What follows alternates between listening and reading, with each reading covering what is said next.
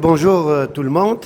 Donc, en réalité, dans la présentation de ce travail, j'étais devant un choix. Donc, la première option consistait à parler d'une manière générale des questions éthiques et juridiques que pose l'utilisation de l'intelligence artificielle.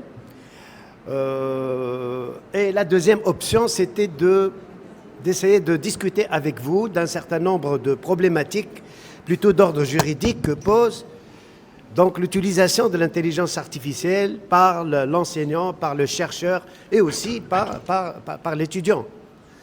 Donc, mais en réalité, bon, j'ai opté pour la première option, pour la deuxième option. Pourquoi? Bon, parce que déjà, Monsieur Meled Marakchi a parlé des questions éthiques relatives à l'utilisation de l'intelligence artificielle dans l'enseignement, la nécessité que cette utilisation respecte le principe de la transparence de l'intelligence artificielle, donc la redevabilité, la responsabilité, le respect de la vie privée, etc. Donc j'ai choisi plutôt de vous parler ou d'émettre un certain nombre de réflexions sur donc, quels sont les problèmes que pose l'usage de l'intelligence artificielle pour générer des œuvres protégées par le droit d'auteur? Et vous allez voir qu'il y a beaucoup d'interrogations là-dessus que je vais essayer d'expliciter. En réalité, l'intelligence artificielle représente un défi, sincèrement, par rapport aux notions et au régime juridique du droit d'auteur. Vous savez que le droit d'auteur, c'est la discipline juridique qui essaie de protéger les droits d'un créateur, d'une œuvre scientifique, d'une œuvre littéraire, d'une œuvre donc artistique, ou, etc., à travers un certain nombre de droits, ce que l'on appelle les droits patrimoniaux et des droits moraux d'auteur. Nous allons voir que l'usage de l'intelligence artificielle a remis en cause beaucoup de notions ou de régimes juridiques tenant à cette discipline. L'intelligence artificielle, depuis 2016, a été utilisée dans le cadre d'un programme de Google en vue de générer des articles de presse. Aux Pays-Bas, l'intelligence artificielle a été utilisée donc pour cloner le tableau d'un artiste célèbre néerlandais, The Next Rembrandt, ce qui n'a pas manqué de poser des problèmes en termes de propriété, de droits d'auteur, etc. Au Japon, donc, l'intelligence artificielle a même participé dans un concours littéraire de romans. Il a obtenu la première place. On ne savait pas ça, mais après, on a su que ce roman qui a été lauréat, c'est une génération donc de l'intelligence artificielle. Et aujourd'hui, surtout avec l'intelligence artificielle générative, donc beaucoup de problèmes juridiques se posent. Bon.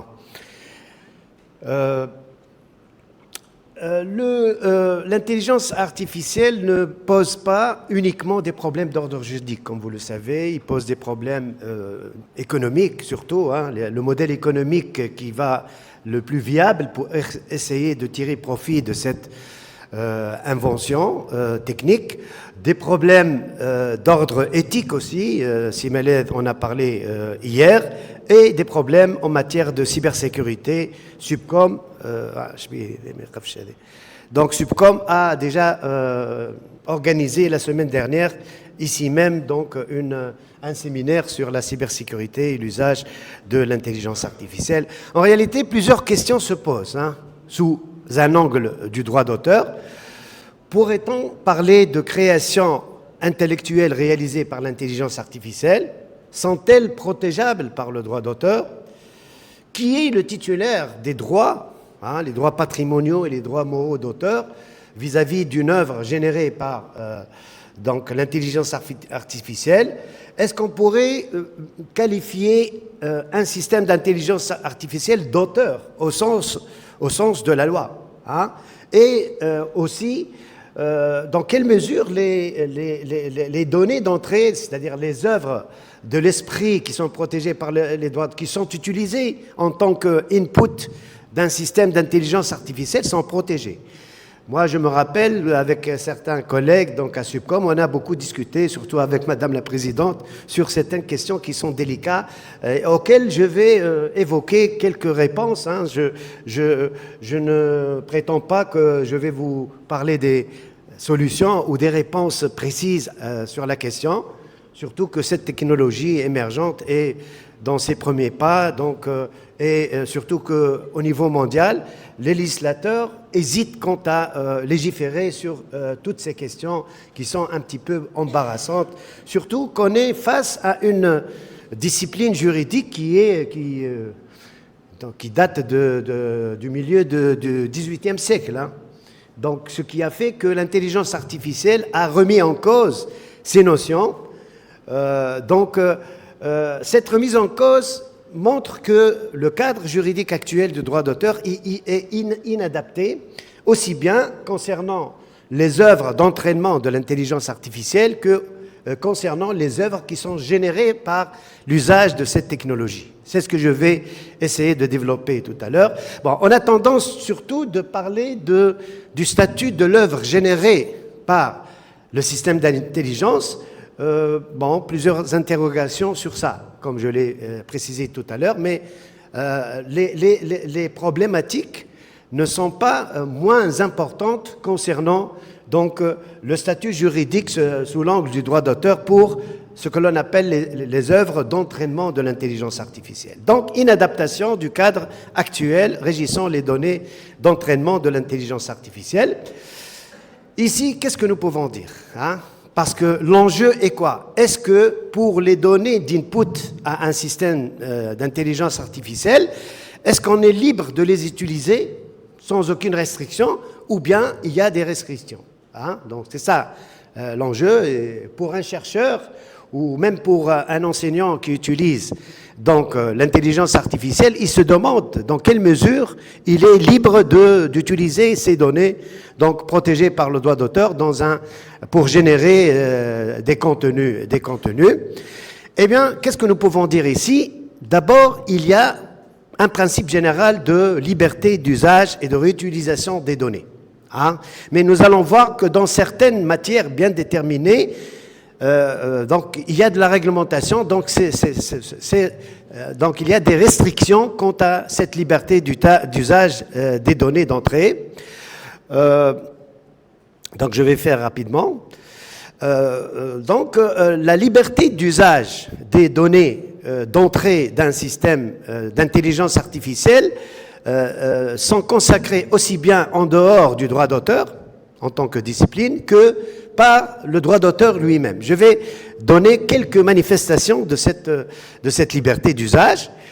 En dehors du droit d'auteur, donc, en Tunisie, on n'a pas un principe général dans la réglementation tunisienne qui fonde le principe de la liberté d'usage des données d'entrée pour le système d'intelligence artificielle. Il n'y a pas un principe général, mais on le trouve dans la réglementation européenne. Hein. Dans la réglementation européenne, vous savez bien que en Europe, il y a la notion de marché unique et surtout la notion d'espace commun, d'espace européen commun de données, donc qui a été consacré par la réglementation de telle sorte qu'il y a un certain nombre de directives européennes, de textes de droit européen qui consacrent clairement et manifestement le principe de la liberté d'usage et de réutilisation des données d'entrée dans un système. Bon, j'ai cité par exemple, le règlement RGDP de 2016 en matière de données personnelles. Il y a aussi un autre règlement européen, législation européenne, qui date de 2018 sur la libre utilisation et circulation des données pour les données non personnelles, hein, en dehors des données personnelles. Et il y a surtout la directive de 2019 sur la réutilisation sur l'open data en Europe, qui consacre bien entendu un principe général de liberté d'usage et de réutilisation des données. Donc, comme j'ai dit, en Tunisie, il n'y a pas un texte général, mais nous pouvons dire qu'il y a une certaine catégorie de données d'entrée qui obéissent au principe de la liberté d'usage, dans le cadre de ce que l'on appelle la réglementation tunisienne sur l'open data. Hein, on a une réglementation tunisienne sur l'open data prévue par la loi organique de 2016 relative au droit d'accès à l'information et par le décret de 2021 relatif aux données publiques. Mais il faut bien noter ici que ça ne concerne que les données publiques, c'est-à-dire les données des organismes publics uniquement. Hein. Et l'idée, bien sûr, c'est de permettre d'exploiter ces données publiques dont l'utilisation de l'intelligence artificielle. Mais ce principe, bien sûr, ne concerne pas le secteur privé. Je fais rapidement. Maintenant, même dans le droit d'auteur, tel qu'il est consacré en droit tunisien et même dans les autres droits, il y a quelques éléments de ce droit qui militent en faveur de cette liberté d'utilisation des données d'entrée du système d'intelligence artificielle. Bon, il faut dire que, en matière de droit d'auteur, une œuvre de l'esprit est protégée par le droit d'auteur, quelle que soit sa forme, quelle que soit son importance, c'est un principe. Mais le droit d'auteur exige, pour qu'une œuvre de l'esprit, une œuvre scientifique, musicale, etc., soit protégée par le droit d'auteur, qu'elle doit être formalisée sur un support tangible. Ce qui fait que les œuvres de l'esprit qui ne réunissent pas cette condition sont, le texte dit, sont libres de parcours. Hein. Les idées, par exemple, nous, lorsqu'on enseigne, nos idées, dans le cadre du cours, ne sont pas protégées, parce qu'il s'agit d'idées de libre parcours. Donc, on peut inclure ces données brutes qui circulent sur le net dans cette catégorie. Donc, elles sont libres d'utilisation. Voilà.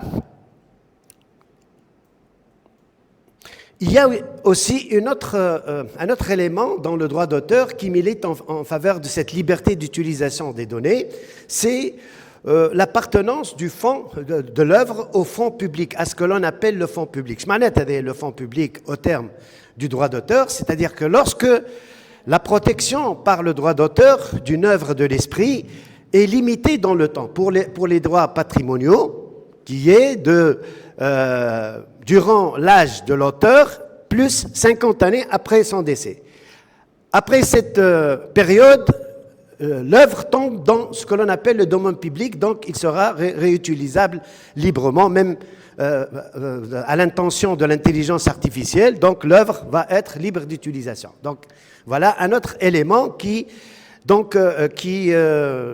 milite en faveur de cette liberté d'usage des données d'entrée au système de l'intelligence artificielle. Il y a un autre fondement aussi de droit d'auteur qui est, une question juridique se pose pour les algorithmes d'intelligence artificielle. Est-ce qu'elles sont protégées ou non par le droit d'auteur? Eh bien non, elles ne sont pas protégées parce que la loi de 1994 sur le droit d'auteur dit que les méthodes mathématiques et les théories mathématiques ne sont pas protégeables par le droit d'auteur. C'est une manière de favoriser la liberté d'usage et la diffusion du savoir scientifique dans une société bien déterminée. Donc voilà 3 fondements du droit d'auteur qui consacrent la liberté d'usage des données d'entrée au système d'intelligence artificielle. Maintenant, il y a quelques domaines ou quelques types de données brutes qui circulent sur le réseau qui sont protégées, c'est-à-dire qui obéissent à des principes de protection. Elles ne sont pas libres. Quels sont ces... il y a aussi les utilisations de données par le droit d'auteur. C'est une autre classification et les autres fondements juridiques à cette restriction d'usage des données. Bon, pour les restrictions d'usage, lorsque une œuvre de l'esprit vérifie les conditions légales, c'est-à-dire le fait qu'elle soit une œuvre de l'esprit humain, formulée sur un support tangible, et troisièmement, originale, lorsque une œuvre de l'esprit, telle qu'une œuvre scientifique, vérifie ces conditions, elle est protégée. Hein, c'est-à-dire qu'on ne peut pas l'utiliser moyennant 2 conditions. Premièrement, avoir l'autorisation écrite préalable par l'auteur ou par le titulaire de droit d'une manière générale. Parce que les titulaires de droits, ce n'est pas uniquement les auteurs. Parfois, c'est l'éditeur lorsque l'auteur établit un contrat d'édition, ou bien parfois même les ayants droit, c'est-à-dire les héritiers, après le décès de l'auteur, ils deviennent des titulaires de droit, etc. Donc, lorsque l'œuvre de l'esprit qui existe sur Internet, par exemple, est protégée par le droit d'auteur, on ne peut pas l'utiliser. Et cela concerne toutes les œuvres de l'esprit à la phase de la présélection des données, à la phase de la collecte des données et même à la phase de pré-traitement des données dans le processus complexe de génération d'un contenu par l'intelligence artificielle. Je dirais même plus que cela, cette protection n'est pas uniquement civile. Hein, elle est aussi pénale parce que nous avons l'article 25 du décret-loi, le fameux décret-loi 2022-54, qui considère que toute violation des droits d'auteur pour les œuvres protégées, bien sûr, est passible d'une sanction pénale, qui peut arriver à l'emprisonnement, etc. Donc cette protection, vraiment, elle n'est pas mince, hein, c'est une protection pénale qui peut vous amener en prison, en quelque sorte. Hein.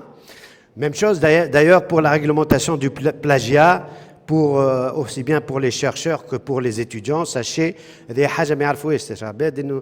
plagiat, à part le fait qu'elle soit une violation des droits d'auteur, qui peut conduire à de l'emprisonnement, elle est aussi passible de sanctions disciplinaires, donc d'où le côté éthique hein, de notre travail au niveau de...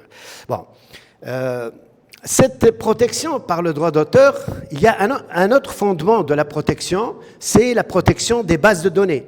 Hein? En droit tunisien, en droit tunisien, donc justement, les bases de données sont protégées par deux types de droits. Hein. On protège l'architecture de la base de données par le droit d'auteur et on protège aussi ce que l'on appelle les droits sui generis, c'est-à-dire on protège les investisseurs, ceux qui investissent dans la création des bases de données. Elles sont protégées par le droit d'auteur. En dehors du droit d'auteur, il y a des restrictions aussi. Hein. D'abord, rapidement, on a surtout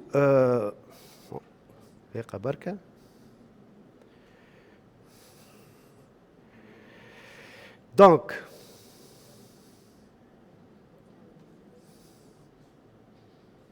voilà. En droit d'auteur, il y a une restriction qui a été établie par la directive européenne de 2019 relative aux droits d'auteur et droits voisins dans la société de l'information. Elle est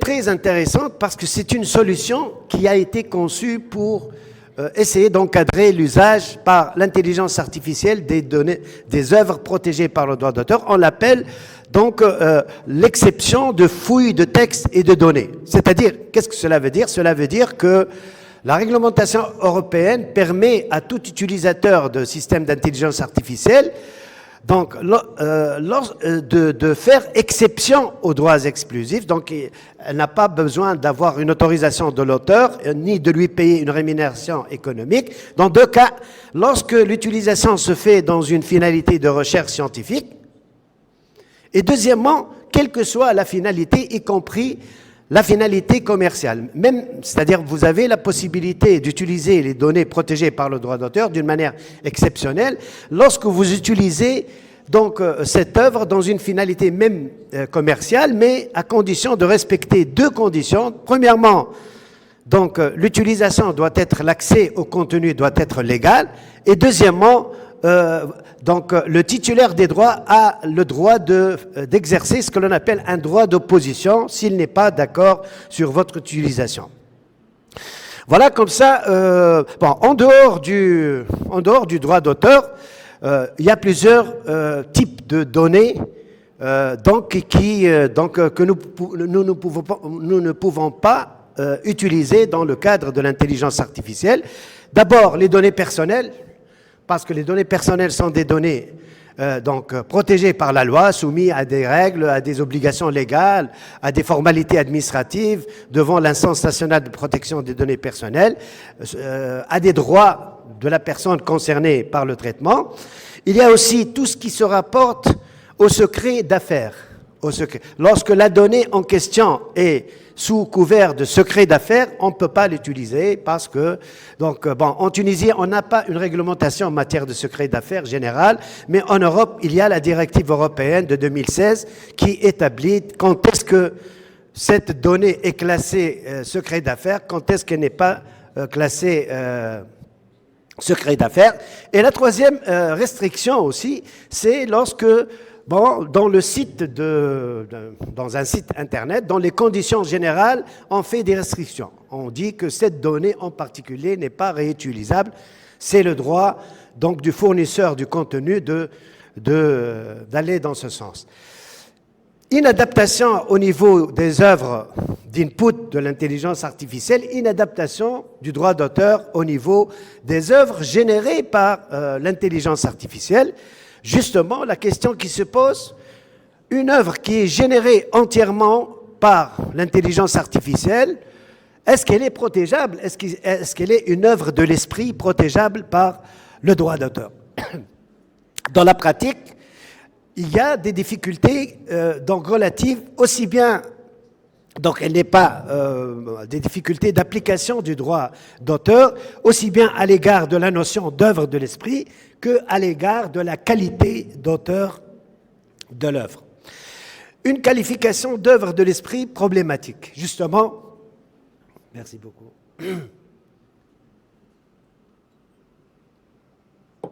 5 minutes que je termine. Hein.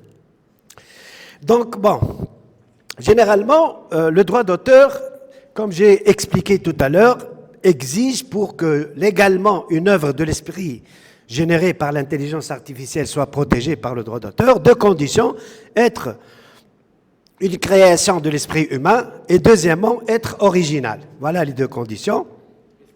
Bon, est-ce que les créations de l'intelligence artificielle sont des créations de l'esprit humain? Première condition. Eh bien, ici, bien entendu, la tradition du droit d'auteur, surtout européen et français, à partir duquel le droit tunisien s'inspire, normalement, il exige que l'œuvre soit générée par l'esprit humain. Mais est-ce qu'une œuvre générée par un robot ou par l'intelligence artificielle vérifie cette condition? Eh bien, normalement, la tendance dans la plupart des législations, y compris tunisiennes, c'est que normalement, on ne reconnaît pas cette protection à l'œuvre générée par l'intelligence artificielle parce que sur le droit d'auteur domine une conception personnaliste et humaniste de telle sorte que normalement, une œuvre... Bon, l'intelligence artificielle, en tant que technologie émergente, a cette particularité de prévoir une autonomie de volonté du robot et de la machine, mais puisque ce n'est pas vérifié, donc, bien sûr, cela représente un handicap donc, quant à la protection de l'œuvre générée par l'intelligence artificielle. Cette création...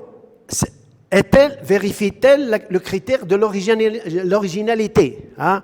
Donc, bon, par original, généralement, le droit d'auteur entend toute œuvre qui traduit l'empreinte personnelle de l'auteur, de son auteur. C'est ça, hein, la définition du moins du droit d'auteur. Donc, cette condition-là est mise à rude épreuve, comme on dit aussi, parce que, bon, dans quelle mesure pourrait-on considérer qu'une œuvre générée par l'intelligence artificielle est original, sachant qu'il est l'output d'un ensemble d'œuvres qui sont ce que j'ai qualifié d'œuvres d'entrée, donc au système d'intelligence artificielle, où réside l'originalité. C'est une question que pose le droit d'auteur. Par contre, ce que nous pouvons remarquer dans beaucoup de pays, y compris les pays de droit d'auteur, c'est-à-dire les pays européens ou bien les pays du copyright, c'est qu'il y a une tendance de la réglementation vers l'objectivisation du critère de l'originalité, dans le sens où ça ne doit pas être relié nécessairement à un effort créatif de l'auteur, mais plutôt aux apports, c'est-à-dire c'est la conception objective de l'originalité, c'est-à-dire que l'œuvre ajoute une contribution par rapport à l'état de l'art.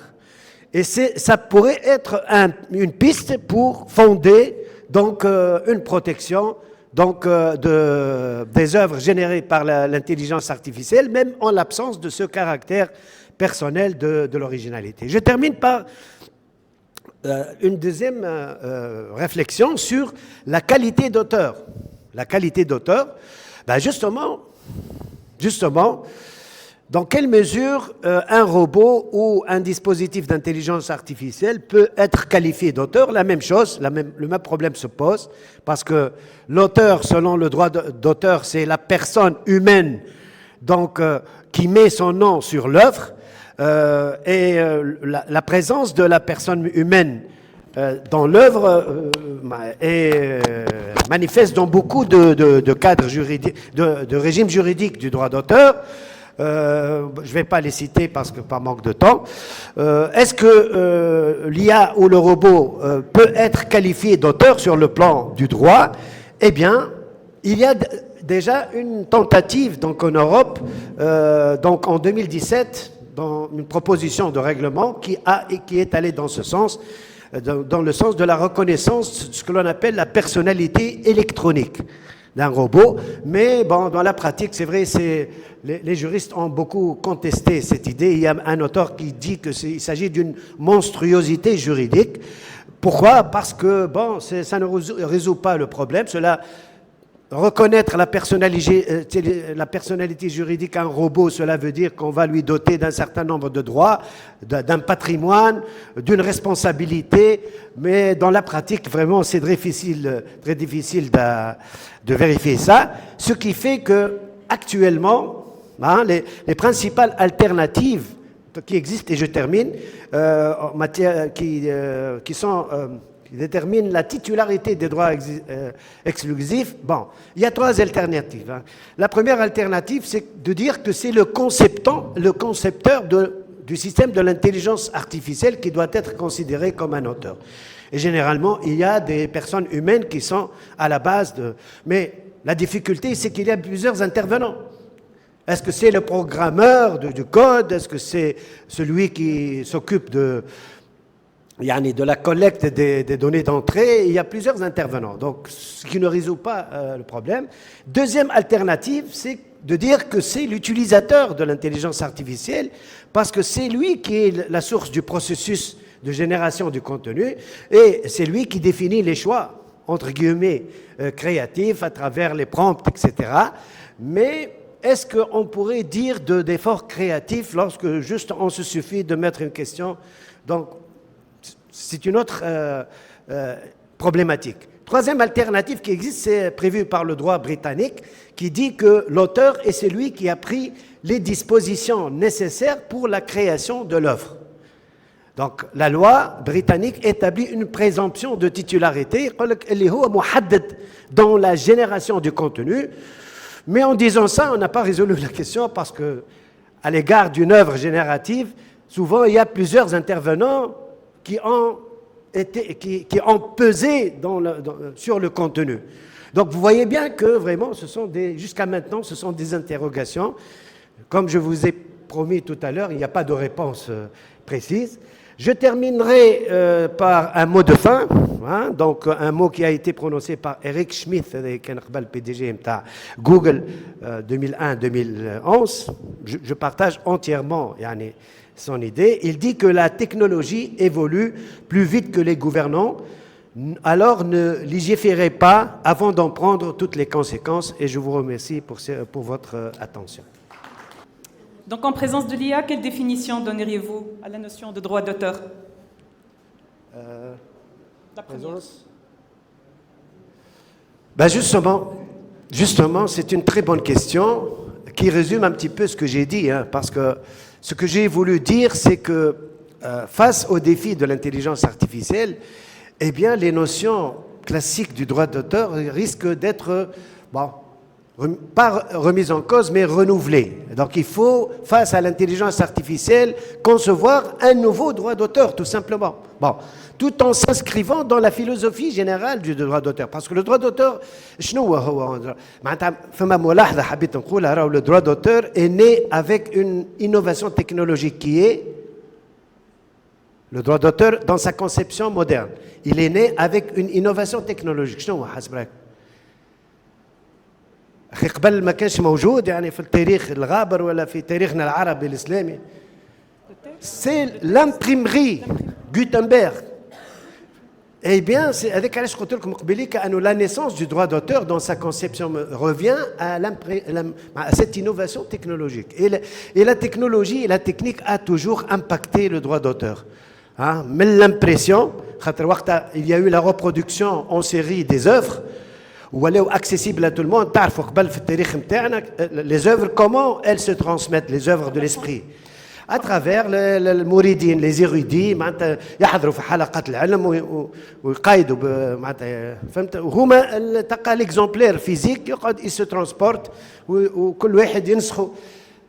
C'est à travers l'imprimerie qu'il y a eu le droit d'auteur. وقتها ولاو ياسر des œuvres sont imprimées, donc وقتها طرحت comment l'auteur في وقتها كانوا تاريخيا كانوا les éditeurs يعني اللي عندنا المكتباجيه كانوا عندهم monopole d'État reconnu par l'État sur les produits qui viennent de la vente des manuscrits.